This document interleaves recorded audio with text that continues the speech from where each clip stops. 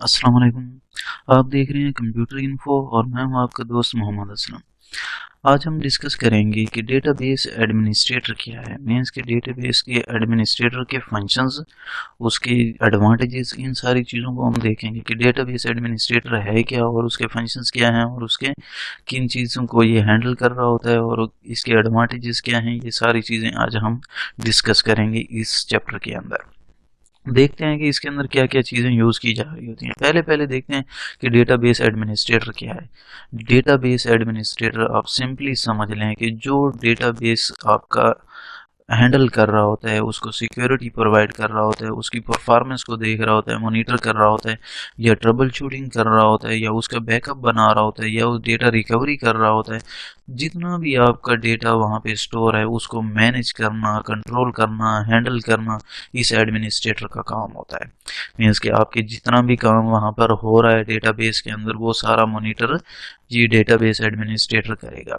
उसके लिए ये कुछ सॉफ्टवेयर्स को यूज़ करता है डेटे को स्टोर करने के लिए और एक तरतीब के साथ डेटे को ऑर्गेनाइज करके रख देगा। चलें तो देखते हैं। Database administrator use the specialized softwares के, ये कुछ स्पेशलाइज्ड खास सॉफ्टवेयर्स यूज़ करता है डेटाबेस को क्रिएट करने के लिए, to store and organize the data, के डेटे को ऑर्गेनाइज करने के लिए और डेटे को स्टोर करने के लिए कुछ ये स्पेशल किस्म के सॉफ्टवेयर्स को इस्तेमाल करता है।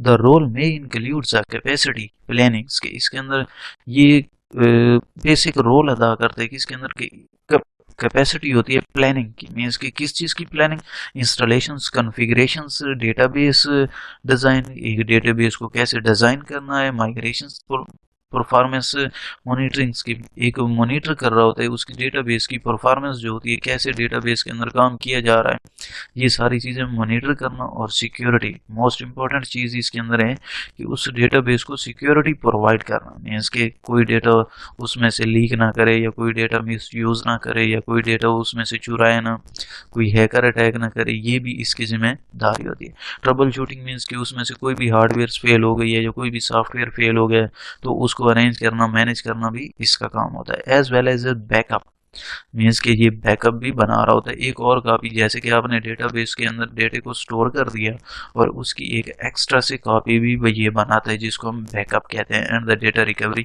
और ये साथ डेटा रिकवर भी कर रहा होता है। गलती से कोई भी डेटा गलत हो गया या आपके पास फॉर्मेट हो गया या ख़त्म हो गया तो उसका भी ये बैकअप बना रहे होते हैं। उसके बाद नेक्स्ट देखते हैं कि इसके जो फंक्शंस हैं वो क्या है। डेटाबेस के कुछ इंपॉर्टेंट फंक्शंस हैं जिनके अंदर ये काम परफॉर्म कर रहा होता है, वो कैसे काम करता है।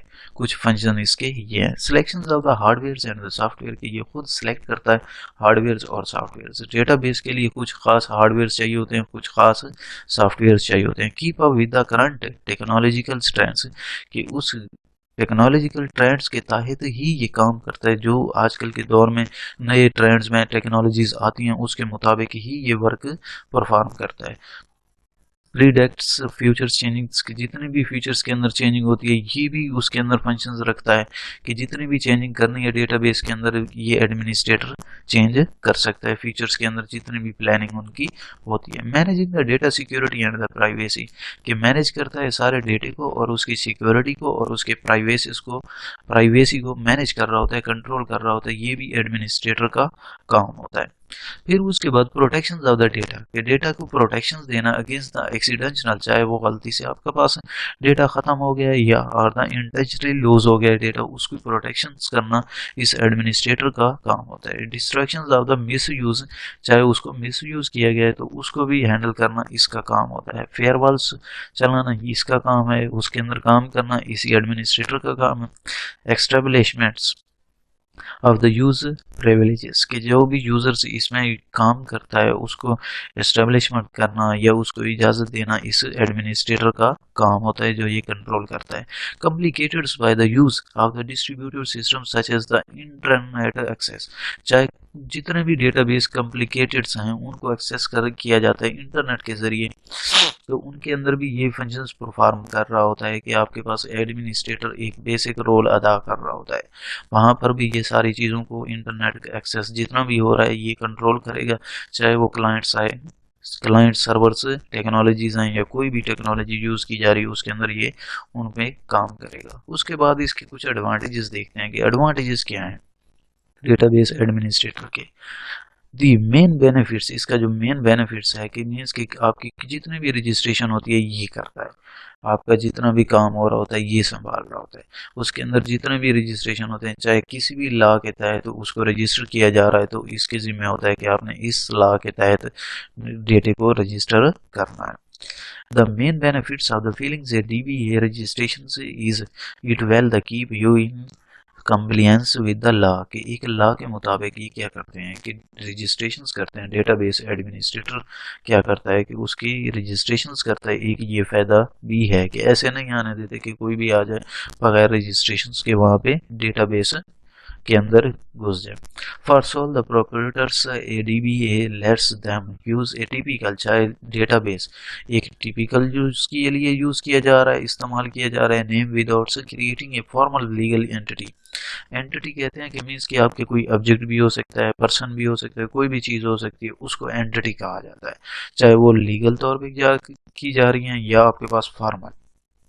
जितना भी ये काम है वो DBA का काम है, और ये सारी चीज़ें जो बिजनेस के लिहाज से हैं या क्रिएटिंग फॉर्मल लीगल एंटिटी है, ये भी आपका DBA ही कर रहा होता है।